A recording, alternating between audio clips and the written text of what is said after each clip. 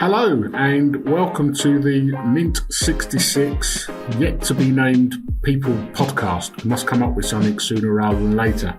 Delighted to have Geoff Vandegrift from Adastra with me today as our very first guest. Thank you so much, Geoff, for coming on board with us. Please introduce yourself and your company to what I hope will be the many that will end up watching this. Yes. My pleasure to be on. Glad you guys asked. Yes, my name is Geoff Vandegrift. I am the Chief Technology Officer at Adastra. I started with Adastra about 7 years ago. They hired me in as the Director of Engineering.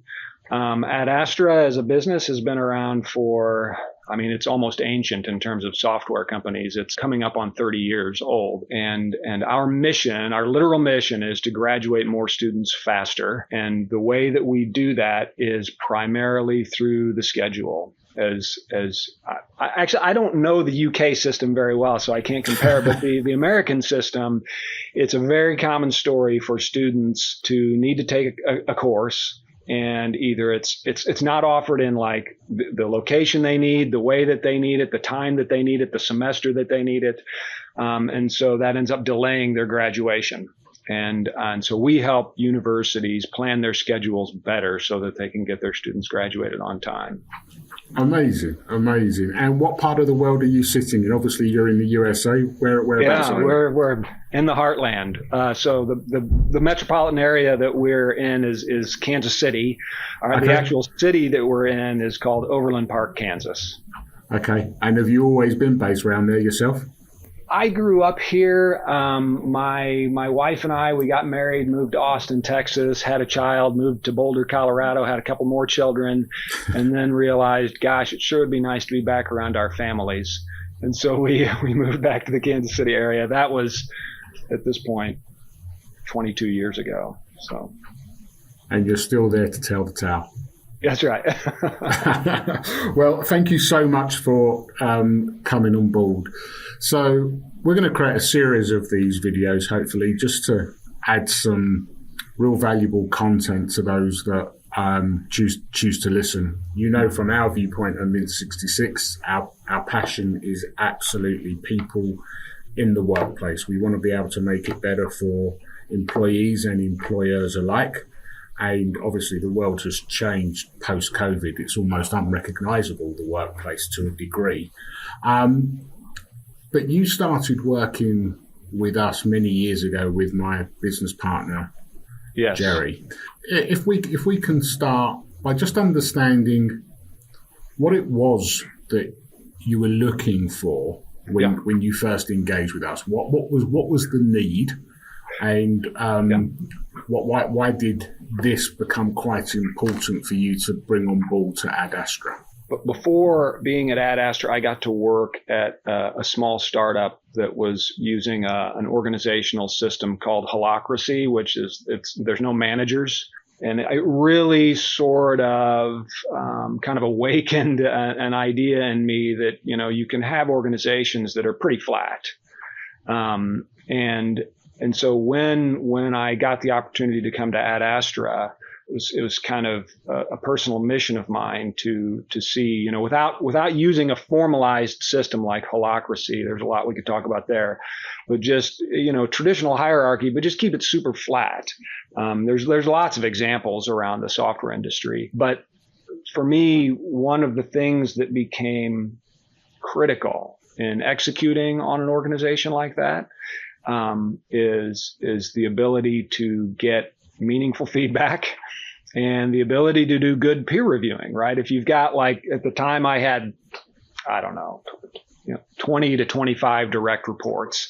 And, the HR experts will tell you, oh, that's a terrible idea. You should never do that. I feel like if you get the right systems in place, you can make that work. So Mint66, then Thymometrics I did a lot of searching around, looked at a lot of tools, and you guys just had kind of the game changing features, the ability to initiate anonymous conversations based on engagement scores, the ability for people to give anonymous feedback. It just was a critical bit that I needed if I was really going to execute on a flat structure like I wanted to. Yeah, that makes sense. So I think possibly you were ahead of the curve because, as I say, you've been talking with Jerry now for good 5-6 years, maybe a little bit longer. Yeah. The way I see things at the moment, I think there's been a real shift in employee mentality and employee values. And one of the key things, picking up on the word values, is all of us as humans, we want to feel valued in all parts of our life. And one of the things we've done at Mint66 is to give employees a meaningful voice, because as a minimum, people want to be heard. What shift are you seeing in terms of employee mentality when it comes to the whole concept of providing feedback and wanting a meaningful voice? Have you seen a change over the years, or is it actually driven more by you and your mentality that you go out there and proactively seek the feedback? Where do you sit with that? That's a really good question. I mean, I think employees have always wanted to have a voice, but I think for years and years, they just sort of accepted maybe, I don't know, the reality that they didn't have a voice, couldn't have a voice. But, that's definitely been changing as organizations get a little bit more progressive. And it's a bit ironic for me to even say that right now because, these things ebb and flow, right? As the sort of the job market gets hotter and cooler, businesses get more and less accommodating. I mean, in the end, to say what's probably obvious to you and the audience is that if you do it the right way, it leads to more productive teams, giving them an opportunity to be engaged. It's a real game changer. I mean, it's not just the voice. I mean, you have to do something about it, but yeah, I think it sort of ebbs and flows. I think, here maybe within the last 5 or 6 years, there has been a growth. It seems especially Gen Z, I guess, as I'm talking here, especially Gen Z have just grown to kind of like they value any number of things over the paycheck. They want a place where they can be engaged. And if it pays a little bit less or whatever, they're content with that. So I think that generation seems to be seeking it out more so. I don't know, just one man's observations. No, I think it's more than one man's observation, to be honest with you, because I share that view. I think society has changed, and therefore the attitudes of generations will change as society evolves. And there is a difference. And I think it's imperative as leaders that we understand that difference, because no matter how good and how much investment businesses make in tech, it still all comes down to the people, and the tech should enable the people to be better. Yeah.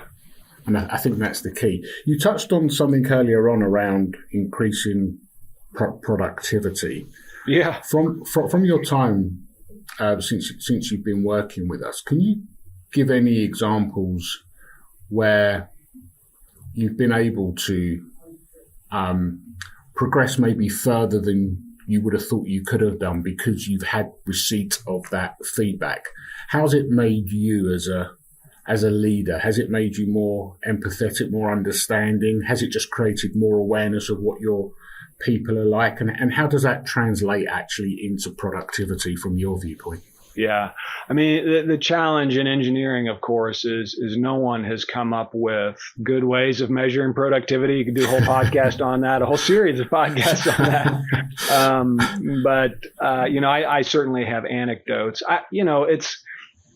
You find out, you learn things that you would otherwise not hear about. You learn about, even problem employees, right? I mean, people who are being sort of abrasive, disrupting the culture, that kind of thing, and get ahead of that sort of thing. And if that leads to, for example, helping someone find another job so that you can get somebody that's a better fit into the business, that's a huge game changer, because of course that's the biggest lever that a manager, a people manager has when it comes to productivity. And, I just point to having an engaged team it's much easier in those moments when you really have kind of a looming goal, a big goal, big audacious goal, to them rising to the challenge. And I've been able to observe that a number of times here.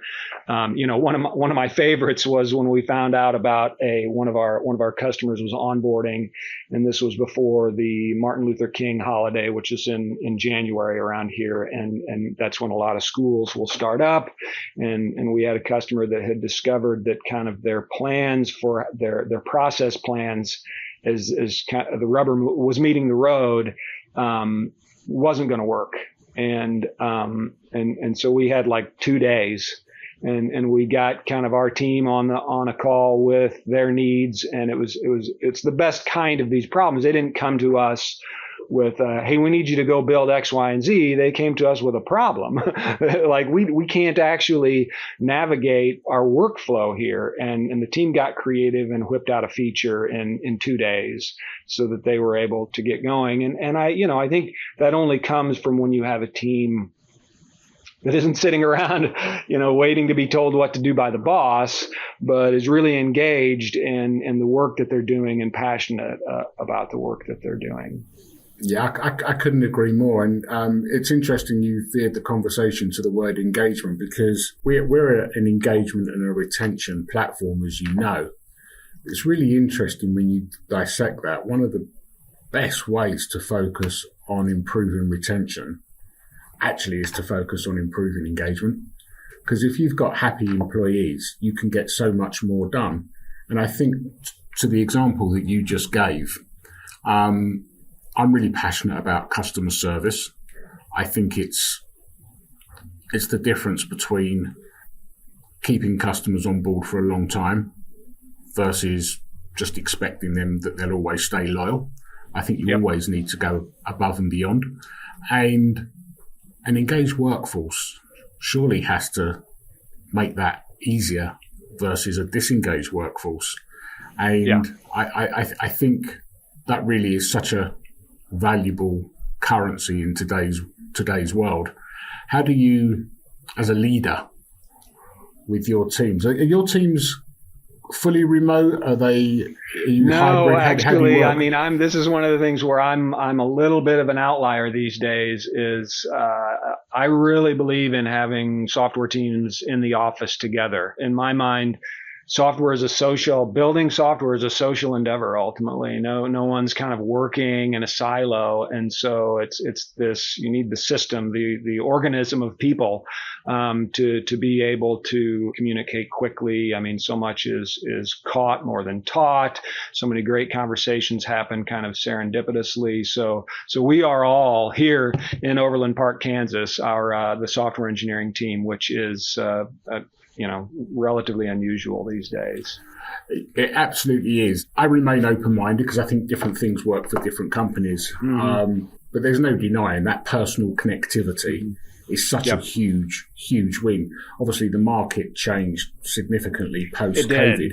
How have your team adapted to the fact that so many other businesses are hybrid, yet the requirement for Adastra is to come in? Because I'm assuming they have to be really bought into your journey in order to be able to do that with no objection. What works for you in terms of creating that level of engagement? When all of this went down, I obviously for legal reasons, we had to allow people to work from home. But I kind of remained skeptical. So many people were so quick to say that, oh yeah, this is the new way. This is the way it's going to be forever. I remain skeptical for all kinds of reasons. One, just my opinion that I think being together is a better way of operating. But two, I just didn't think that it was going to stick at a lot of these bigger companies. And well, sure enough, they all started kind of backpedaling. Now we are hybrid. Currently, we're in the office, so people can work from home Mondays and Fridays, but we're all in the office Tuesday, Wednesday, Thursday. So really what it has done is it's created a self-selection process. I mean, and I knew all along in the end, this is a free market problem because I have to compete for talent. And if everybody sees work from home as a benefit, just like a really generous vacation package or, compensation or whatever, right? It's like, well, it's one of the things I have to compete with. But in the end, it really has turned into sort of a kind of a self-sorting exercise. We've, a number of the people we've hired recently, part of the reason they came to us is because they knew we were in the office and they wanted to be in the office with other folks. But I'll tell you what, this is one thing where your product has helped kind of navigate this space. There were many, many, many anonymous conversations I carried on in the early days around the return to office to just sort of help, it allowed me to kind of get ahead of some of it and help people understand the way I was looking at it. It's so often seen as management wants to just exert control. They don't trust people. And of course, that's not where I'm coming from at all. Anybody that knows me knows I'm not coming from there. But having those anonymous conversations was a game changer, knowing what I was sort of up against, so to speak, and what people's concerns were. So yeah. And actually, on that point, Geoff, and I appreciate the compliment with regards to Mint, but having those anonymous conversations and being privy to that feedback, did it enable you as a leader to change course a little bit, change the messaging in order to make sure everybody was on board? If you can imagine, before you'd sent out any questions, where did your pivot come from as a leader now that you were in receipt of that information?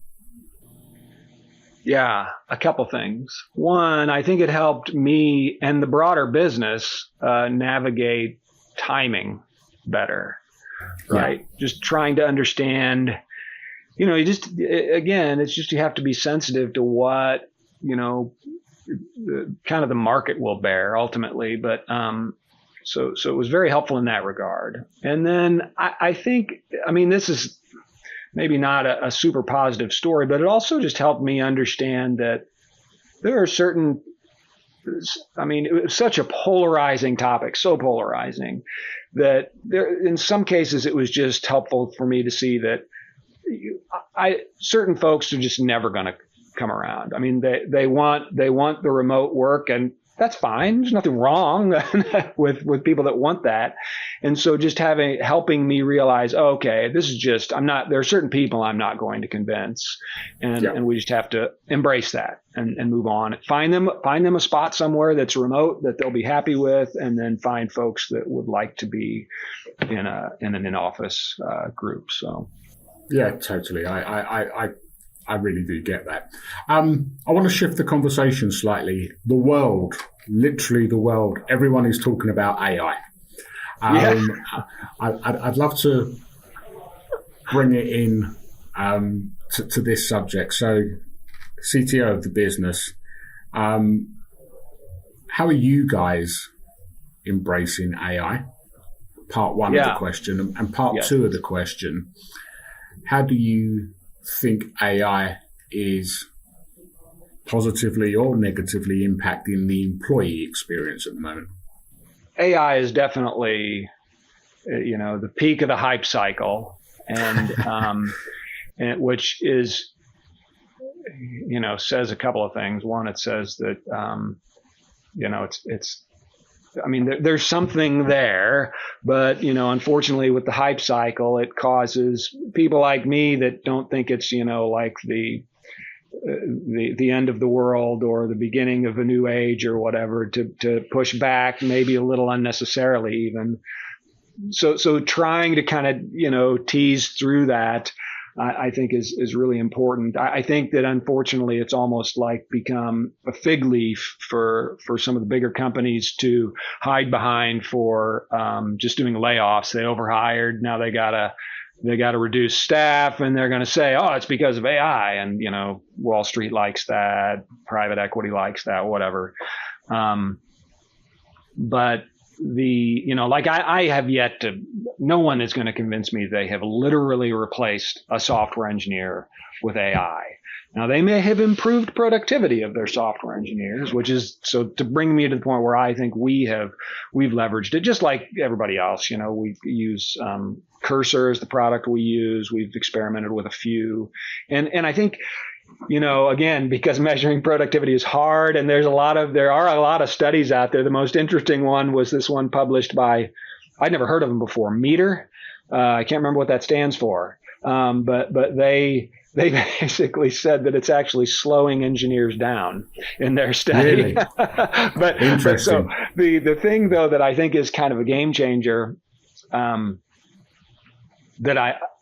I've observed, heard multiple times, is a lot of engineers feel like it removes some of the tedium of their job. Oh, I can have this thing spin up something really quickly, and that makes my life on any given day a little less of a grind. There's a lot to be said for that. I mean, talk about engagement, right? I mean, if you can eliminate those sort of drudgery things, it can be really useful. But I think everybody can relate to the idea that maybe you're struggling with just writing up something or approaching a problem, and it's just recently in my mind that it has become kind of second nature to me to like, oh, I could go ask ChatGPT or Grok or whatever your AI of choice is. And that, I rarely find that it like makes my problem go away, but it just, I often find it gives me ideas I wouldn't have had otherwise, which I find pretty game changing. So, and I think, everybody in the business can use that. So, yeah, I agree with your sentiment around improving people's productivity versus replacing them. I think there's an inevitability as the whole AI world develops even further, and I think we're only at the starting point at the moment. Yeah, there will be rather low-level menial jobs that can be replaced with elements of AI. Yeah, but I think it creates as many opportunities as it creates disturbances at the moment, and I just don't know if we're fully aware of what those opportunities are. So totally. I actually find it more exciting than worrying. There is definitely a shift. I think it's probably the single biggest technical development over the last 20, 30 years. I mean, everything. Sure. When you look at Facebook that came out, Instagram, and you look at many other social channels, this feels like it could be even bigger. But I do think the companies that embrace it to improve the experience of their employees, to improve their productivity, I do think will make happier employees.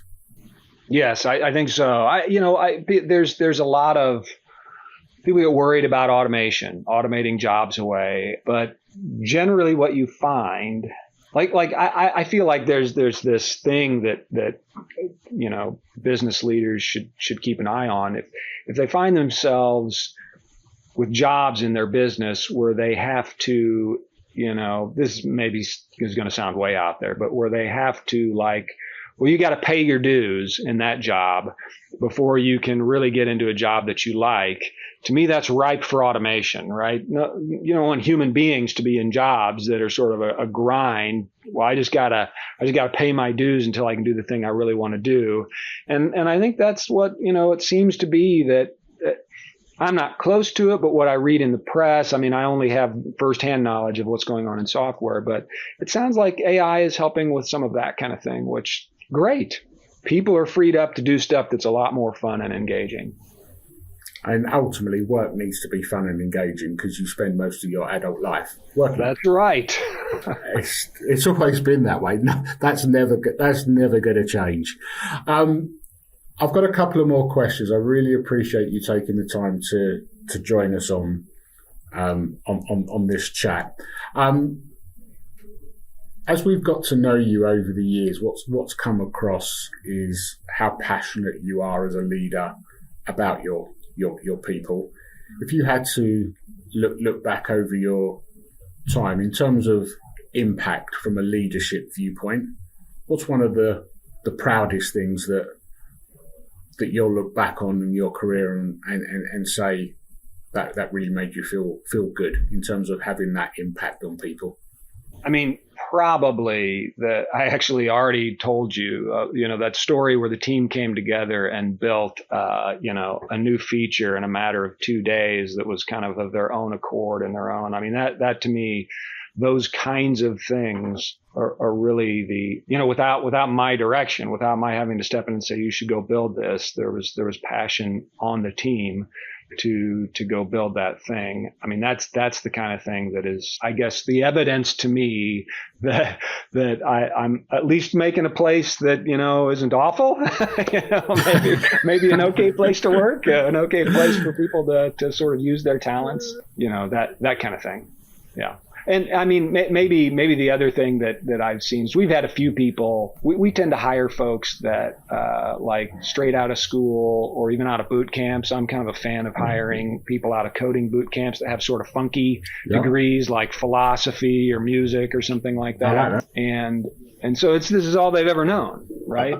And they get the itch, which I totally understand. Like, well, I want to see what the rest of the world is like. And we've had numerous people go do that and then be like, I'd like to come back. So I love that. That feels pretty good. Yeah. That's testament to who you are, because I think people they say people don't leave jobs, they leave bad managers. And I think it's equally true that people stay and want to come back to good managers as well. And ultimately, I think for me anyway, you get to an age where you know that if you can look back and you just think, yeah, I've had a positive impact on some individuals. Yeah, it's a sense of fulfillment. For sure. It makes the job that much more worthwhile. I'm going to finish with one more question, and I'm going to do my best to not make it leading, because this is designed to have a really holistic chat versus a sales pitch for Mint. However, the question is, your advice to people in your position, C-suite leaders, HRDs, chief people officers, people out there that have got responsibility for team members. What advice would you give them when it comes to looking at different pieces of tech that's going to help them understand their people better? Because there's still many companies out there that will use Google Forms for a survey, which personally, I think it's just a complete waste of time. So what advice would you give people that are really passionate about their teams and the benefits of using technology? And let's remain impartial on this, whether it's Mint66 or anything else. What advice would you give them as to why they should be looking at tech within this whole engagement and retention area? I mean, I think two things come to mind. Take it seriously and make it your own. So, and to take it seriously, I just mean there's a lot of businesses. I don't mean this is going to sound very judgmental and what do I know? But it seems that a lot of businesses just jump on the kind of the engagement bandwagon because, well, that's what I'm supposed to do, right? If I'm going to be competitive, and in the end, again, kind of back to our point about doing this, behaving this way, it really is going to give you a more productive, more robust, more scalable, more innovative business if you take engagement seriously. So take it seriously. The other thing is you need to make it your own. There's a lot of canned kind of opt-in, a lot of these engagement tools. I mean, many of them give you the flexibility, but like one of my pet peeves is, around the Kansas City area there, and maybe it's probably nationwide in America, best places to work. There's a survey that goes out, and then businesses compete for it. And to be honest, many of the questions they ask, I don't even agree with that, what that question is getting after. And why would we outsource? I mean, this is a critical thing. Why would we let somebody else decide what's important for us to care about? And I think what is important for you to care about varies from company culture to company culture. And of course, you said you weren't soliciting this, but of course that is one of the things that Mint allows you to do, is to configure those questions yourself. And even vary them over time. That's another thing I found pretty useful. It's like, we need to retire this question and put a new one in. Those are the things that come to mind. Yeah. Well, Geoff, it just leaves me to say thank you so much for spending your valuable time with us. Sure. I really enjoy speaking with you. I think you've got a wonderful business, and clearly you are a leader that many should aspire to follow. So thank you so much for your generous time, and no doubt we will be speaking again soon. And I will absolutely let you know once we post this online, so you can share it with the thousands of people that you want to. Right. And thank you so much. It's been great talking with you. Very kind words. It's been my pleasure. Thanks, Geoff. Cheers. Bye.